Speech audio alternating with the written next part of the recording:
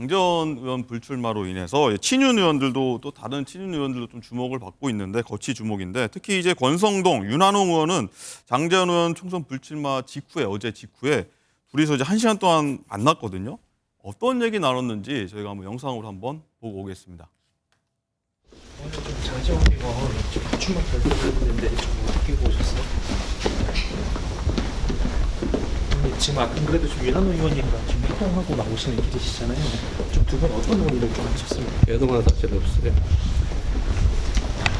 지금 안 그래도 의원님 친명이시잖아요. 당을 위해서 좀 불출마 결단에 동참할 의향이 있으십니까?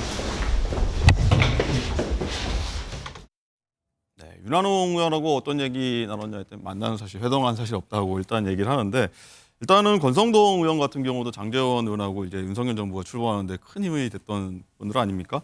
또 권성동 의원 같은 경우는 일단 이선으로 일단 후퇴를 오랜 기간 한 걸로 알고 있는데 그래서 결단 내리는 걸 좀 요구하기가 좀 무리가 따르는 거 아니냐 이런 의견도 사실 있긴 해요.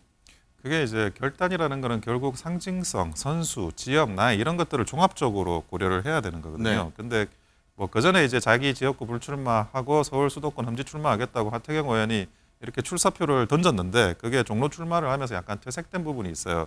근데 친윤 핵심 실세 그룹에서는 장제원 의원이 이제 최초로 한 겁니다. 그래서 그 상징성을 그러니까 희생이라는 당을 위한 희생이라는 상징성도 장제원 의원이 어찌 보면 선점을 하게 된 상황이에요. 근데 나머지 부분들이 차례차례 나온다 그러다 하더라도 그게 그 상징성이 장제원 의원의 그런 이야기보다는 클 수는 없어요. 이런 상황에서 조금 이제 김기현 대표가 어떤 결단을 하게 될 타이밍이 오고 그러면 그 뒤에 차례차례 결단하시는 분들은 이제 본인한테는 굉장히 중요한 결단의 순간이지만 이게 그 두 분의 결단에 약간 밀리는 모양새가 있기 때문에 그 부분과 관련해서 시간을 조금 더 주고 이게 그 효과가 극대화시킬 수 있는 어떤 그런 이제 시점과 모양새로 이 부분을 만들어 나가야 된다. 그거는 아마 각자 다 비슷한 생각을 하고 계실 거라고 보여집니다. 네.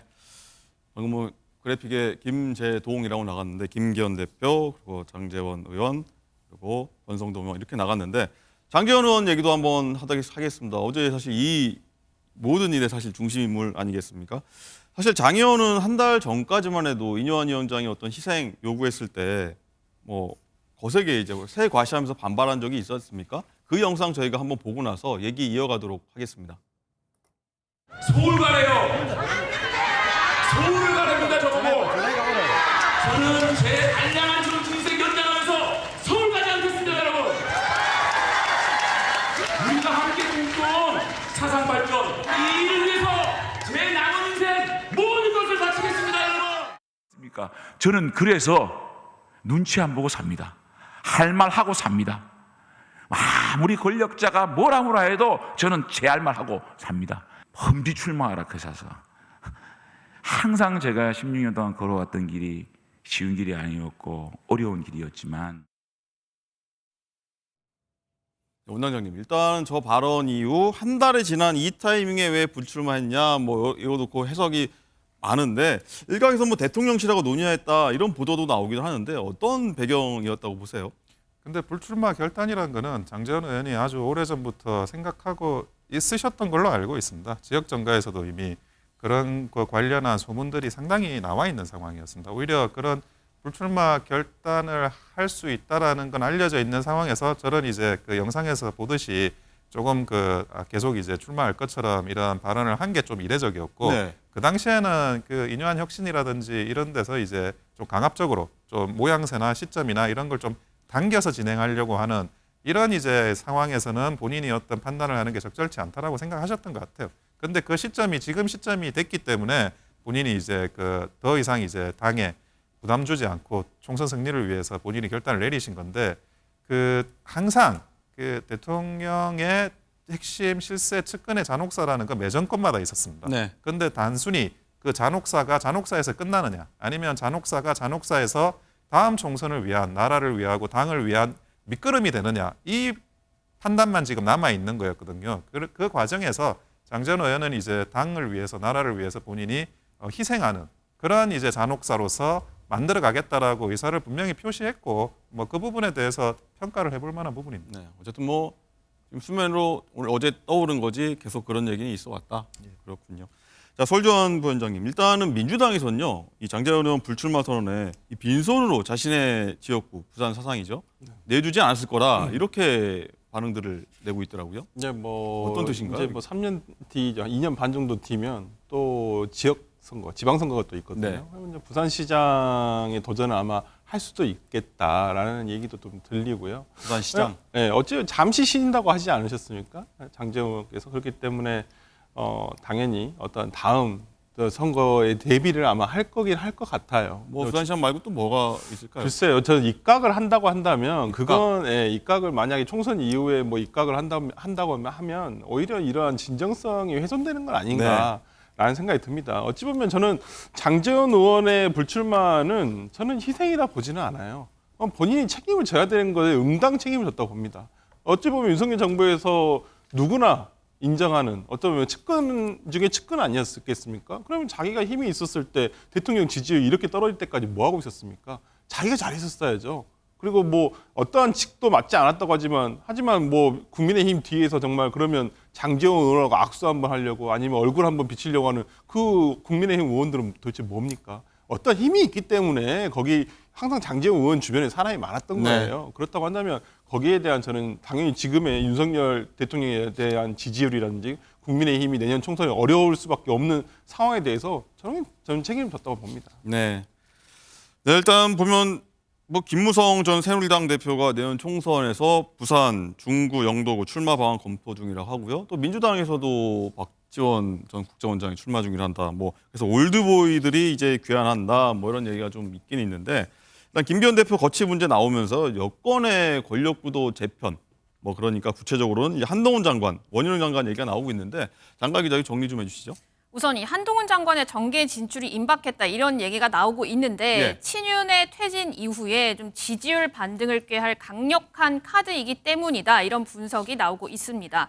역할론 가지고는 또 전망이 엇갈리는데요. 뭐 비례 순번에 두고 선대위원장 맡겨야 한다. 아니면 격전지에 도전해서 뭐 야권의 대항마 역할을 해야 한다. 이런 시각이 존재를 합니다. 자, 그리고 또 한 명의 검찰 출신 원희룡 장관은 이재명 대표의 지역구 인천 계양을 출마를 유력하게 검토하고 있죠. 네. 정치권에서는 이 두 사람을 이 총선 간판인 비대위원장으로 나설 가능성까지 거론되고 있습니다. 비대위원장. 원장님 일단 어제 나왔습니다. 국민의힘에서 비대위 체제를 이제 뭐 전환할 수 있다 이 검토 중이라고 하는데 한동훈 장관이 이제 비대위원장으로 맡을 수 있다 이런 얘기가 나오는데 당내에 검토 중인 거 맞나요? 제가 볼 때는 아직 그 검토를 하는 단계는 아니고 어떤 분들이 호사가들이 하는 이야기가 좀 와전된 부분이 없지 않나 싶습니다. 예, 비대위원장을 누구로 할 건지에 대해서 논의를 하고 있다라는 이야기는 저는 뭐 개인적으로 뭐 들어본 적이 없는 이야기입니다. 근데 한동훈 장관이 만약에 그 전에 정당 경험이 있으셨다면 인지도라든지 그런 이미지 그리고 굉장한 큰 영향력을 발휘하시고 있기 때문에 비대위원장으로 적합한 분이실 수도 있었습니다. 근데 네. 이제 그 정당에 뭐 만약에 정치를 한다면 처음 나오시는 분인데 제가 이뇨한 위원장 관련해 가지고 말씀드렸지만 이 정당이라는 게 굉장히 거대한 기계 작품이나 다름없거든요. 저는 항공모함에 비유하기도 하는데 예. 이거를 그냥 배워가면서 하기에는 지금 시간이 너무 짧아요.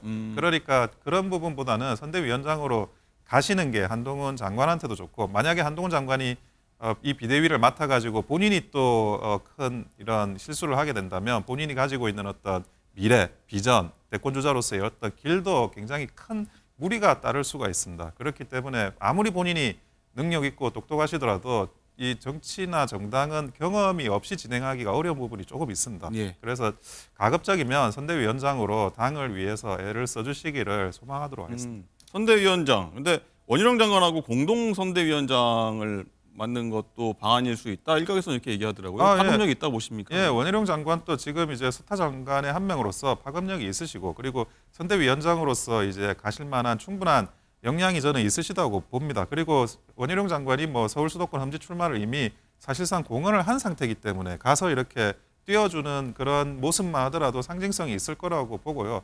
그 궁극적으로 정당의 총선 전략에 도움이 되는 전략이라고 보여집니다. 설주환 부위원장님 민주당 쪽에서 이 두 인물이죠. 네. 윤석열 정부 내각 간판이 전면 배치가 현실화되면은 민주당에서는 좀 야권에 미친 영향 어떻게 될까요?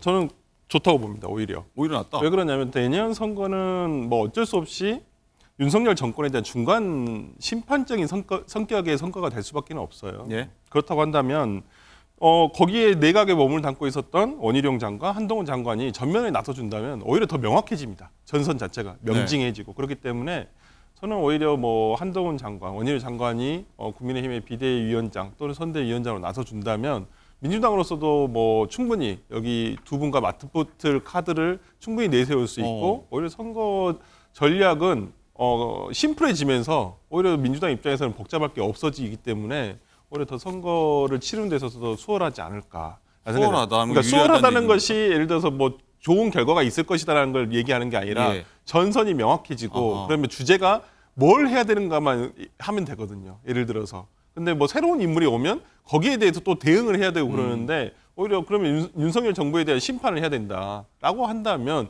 지금의 현 상황 윤석열 정권에 대한 윤석열 대통령에 대한 어떤 지지율이나 이런 것을 바탕으로 해서 선거 전략을 충분히 수립할 수 있을 것으로 보입니다. 유권자들 입장에서 사실 흥미로울 것 같습니다. 네. 네.